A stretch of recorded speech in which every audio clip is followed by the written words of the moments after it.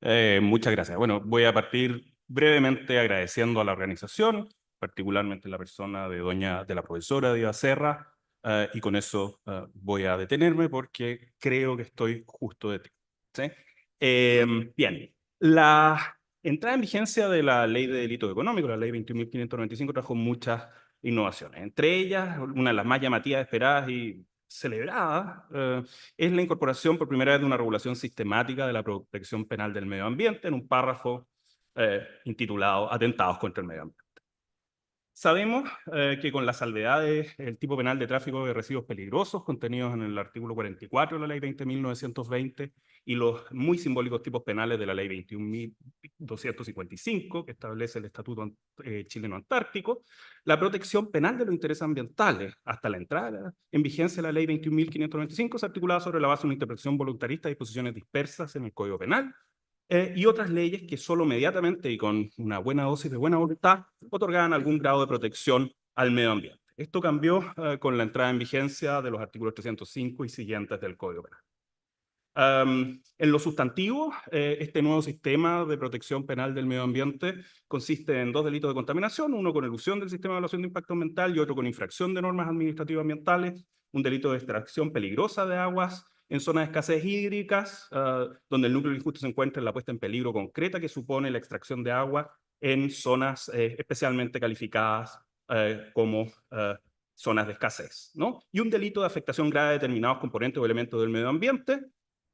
que a su vez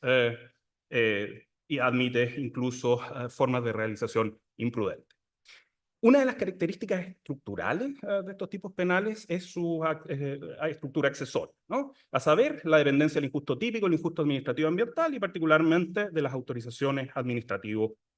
ambientales, ¿no? Um, la, a lo anterior se suma que existen disposiciones que permiten alternativamente ayudar a la interpretación de los tipos penales ambientales y particularmente existe una regla especial que interesa a esta ponencia sobre los efectos de los actos administrativos defectuosos en la configuración del injusto típico. Me voy a referir precisamente a esta regla hoy día, ¿no? Y me quiero concentrar particularmente en las hipótesis que hacen procedente, o más bien en las hipótesis bajo las cuales se niega el efecto excluyente del injusto típico a las autorizaciones administrativas vigentes, ¿no? Particularmente quiero hacerme cargo de una de las principales innovaciones, incluso a nivel mundial, de esta cláusula sectorial especial sobre los efectos administrativos, o sea, los efectos penales de los actos administrativos, de las autorizaciones, que es la cuarta hipótesis, que hace referencia a la falta de eficacia penal de la autorización que es o ha devenido manifiestamente improcedente, ¿no? Um, para el análisis de esta hipótesis, parto de la base, o voy a dar por sentado que la configuración accesoria del derecho penal ambiental es inevitable, sencillamente porque no existe una alternativa practicable a la configuración accesoria del injusto ambiental, y particularmente que la referencia o la incorporación de normas de comportamiento contenidas en actos administrativos resulta igualmente ineludible en la medida que las normas generales del derecho administrativo ambiental requieren una especificación que supone debe hacerse de la valoración de complejos antecedentes fácticos que requieren, que es necesaria para hacer aplicables al caso concreto la norma de comportamiento, ¿no? El segundo punto de partida es que el núcleo entonces problemático de esta configuración accesoria del injusto del derecho penal ambiental dice relación precisamente con la vinculación, o el alcance más bien de la vinculación del injusto típico de los tipos penales ambientales con las decisiones de la administración, para el caso concreto, concretamente de las autorizaciones, fenómenos conocidos en la literatura alemana como accesoriedad de acto administrativo. Nomenclatura que de todas formas es también conocida entre nosotros, ¿no? Evidentemente este análisis requiere una presentación sucinta, y voy a tratar de ser lo más sucinto posible, del contenido del artículo 311 sexis del Código Penal, que contiene esta regla sectorial para los efectos penales de los actos administrativos defectuosos, ¿no? Sobre esta regla, quiero hacer algunas consideraciones que me parecen importantes. Entonces, en primer lugar, que a diferencia de disposiciones semejantes en el derecho comparado, estoy pensando en la regla del parágrafo 330, letra D, párrafo segundo del Código Penal alemán, pero de forma consecuente con lo que para unos debería ser la regla general, o para parte de la doctrina que se ha ocupado de este problema debería ser la regla general sobre los efectos penales de los actos administrativos en nuestro ordenamiento jurídico. El inciso primero parte afirmando la eficacia penal de todos los actos administrativos con independencia de si con posterioridad se declara su nulidad. ¿Sí? El inciso segundo del artículo 311 sexis, donde se encuentra el problema que nos interesa, niega, sin embargo, a pesar de esta declaración general, cualquier función en la determinación del contenido del injusto típico en los delitos ambientales de aquellas autorizaciones obtenidas mediante engaño, coacción y cohecho, sino que también, y aquí es donde nuestro legislador innova incluso respecto de los modelos que ha tenido como referencia, respecto de las autorizaciones que, y voy a citar, que es o ha devenido manifiestamente improcedente, ¿no? Sobre esto me voy a ocupar principalmente en mi presentación. Finalmente, el inciso tercero del artículo 311 sexy reconoce el efecto de una autorización que responde en la consulta sobre la pertinencia del sometimiento de un determinado proyecto al sistema de evaluación de impacto ambiental negativamente, lo que se conoce como las pertinencias, reconociéndole el efecto excluyente del injusto típico que se le reconoce a las autorizaciones administrativas. Lo que interesa en esta ponencia es problematizar el alcance del inciso segundo del artículo 311 sexy del Código Penal. Esta regla, como dije, es novedosa en un doble sentido. Por una parte, porque se trata de la primera y única disposición en nuestro ordenamiento jurídico que regula expresamente los efectos penales de los actos administrativos defectuosos. Y por otra, porque nuestro legislador innovaba en la descripción de los casos que en el derecho comparado han sido considerados para restar efecto excluyente del injusto típico a las autorizaciones materialmente defectuosas, concretamente con la inclusión, o más bien con la exclusión de los efectos penales de aquella autorización, de nuevo, que eso ha devenido manifiestamente improcedente. Bien, en lo que siguió entonces, quiero presentar dónde se encuentra principalmente el problema. Las expresiones engaño, coacción y cohecho no son extrañas en nuestro ordenamiento jurídico penal y han sido entendidas con un sentido y alcance más o menos preciso, ¿no? Así, determinar qué es y cuándo hay engaño no ofrece mayores dificultades en la medida que el engaño, de nuevo, es uno de los elementos del tipo de estafa que tiene un contenido más o menos concreto. En todo caso, aún atendiendo al sentido natural y obvio, deberíamos entender que un engaño es, en términos generales, una representación falsa o distorsión, ocultamiento de hechos verdaderos. Esta falsa representación de la realidad tiene que encontrarse causalmente vinculada naturalmente con el otorgamiento de la autorización y por lo tanto no se trata de cualquier engaño sobre los antecedentes que se entregaron al momento de solicitar la autorización administrativa, sino que aquellos que resultaron determinantes para que esta autorización fuera otorgada, ¿no? En el mismo sentido, tampoco es problemático entender qué es y cuándo hay coacción, y que ésta debe naturalmente encontrarse causalmente vinculada con el otorgamiento de la autorización. Algo más de esfuerzo, pero no me parece tampoco demasiado problemático, requiere la referencia a la tercera hipótesis contenida en el inciso segundo del artículo 311 sexis, que resta eficacia penal a las autorizaciones obtenidas por medio de cohecho, ¿no? En este caso, la primera opción interpretativa sería asumir que el legislador sencillamente ha olvidado cómo habla y en realidad quiso decir soborno, ¿no? Ahora bien, esto es entendiendo que uno debería asumir que, como justifica la doctrina alemana, esta regla sería una suerte de consagración de la tesis del abuso del derecho, cuestión que vamos a controvertir más adelante. Una segunda opción, sin embargo, es entender que el legislador quiso efectivamente decir cohecho, y que entonces no solo quiso restar eficacia penal a las autorizaciones administrativas, a la autorización administrativa obtenida por el titular por medio de un soborno, sino que también la hipótesis en que el titular, por independencia de quien haya sobornado, aprovecha una autorización otorgada como consecuencia de un cohecho de la autoridad competente. O una tercera opción, sencillamente entender que ha hecho una referencia general al género o a todos los delitos de cohecho que contiene el Código Penal. Este problema lo voy a dejar abierto por ahora porque, aunque su resolución no parece demasiado compleja, creo que se facilita con la justificación de la existencia de este tipo de regulaciones. La hipótesis realmente compleja es la cuarta hipótesis, como dije anteriormente. Lo complejo es determinar el alcance de esta causal de ineficacia penal de los actos administrativos, porque la disposición em, señala expresamente que la autorización a la que debe restarse eficacia penal es la que es o ha devenido manifiestamente improcedente, ¿no? Reformulando la redacción de la disposición con la máxima fidelidad que este ejercicio permite, el inciso segundo del artículo 311 sexis autorizaría entonces al juez desconocer la eficacia excluyente del injusto típico de autorizaciones que se encuentran vigentes, ¿no?, conforme a la declaración que el mismo legislador hace en el inciso primero de la disposición, en aquellos casos de aprovechamiento doloso de una autorización que sea o haya devenido manifiestamente improcedente. La primera dificultad que se presenta en la interpretación de esta disposición se encuentra precisamente en determinar cuál es el caso de aprovechamiento al que hace referencia al legislador cuando habla de una autorización que es o ha devenido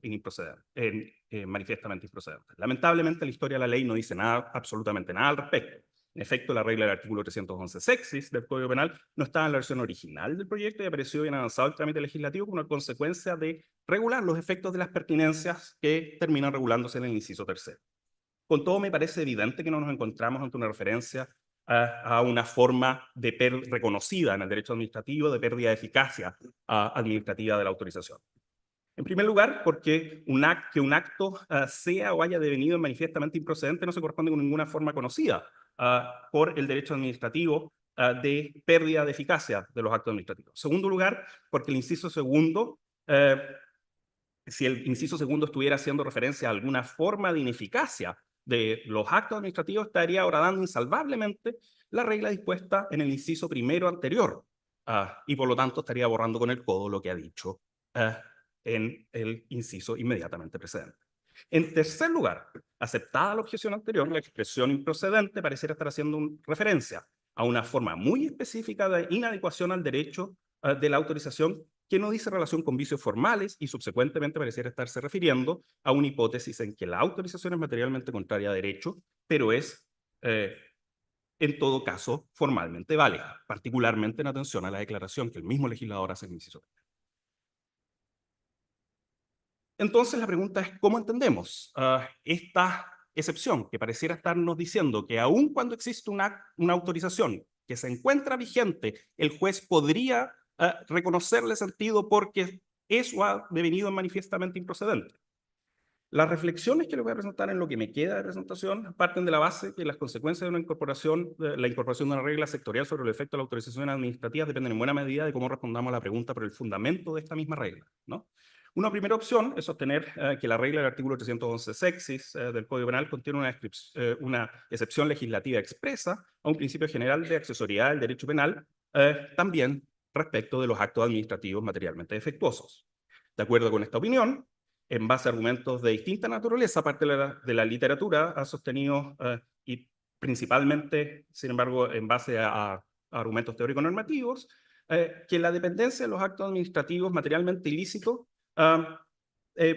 básicamente deriva de su vigencia formal, ¿no? Y esta exigencia de carácter formal solo puede reemplazarse por la existencia de una regla que específicamente autorice al juez a hacer excepción a la misma.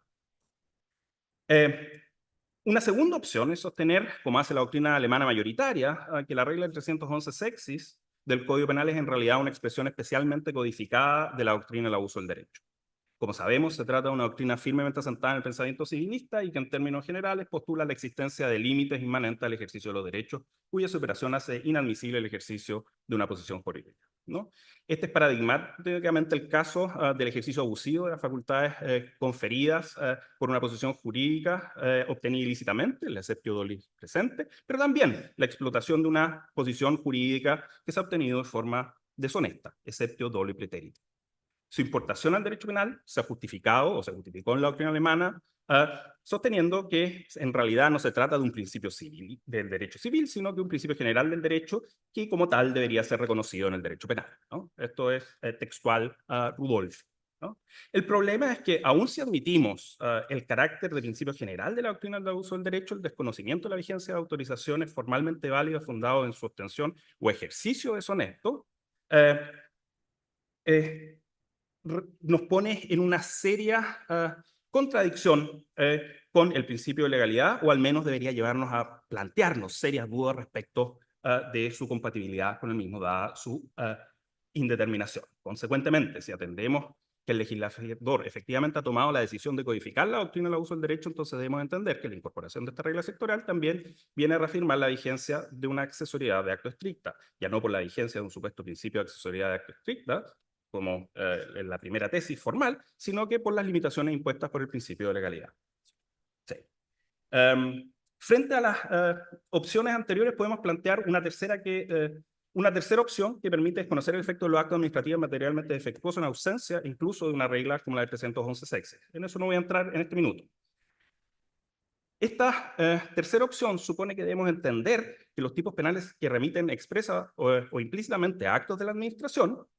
la conducta típica se define o redefine como un actuar sin autorización, donde, sin embargo, la vinculación entre el injusto penal y los actos administrativos se funda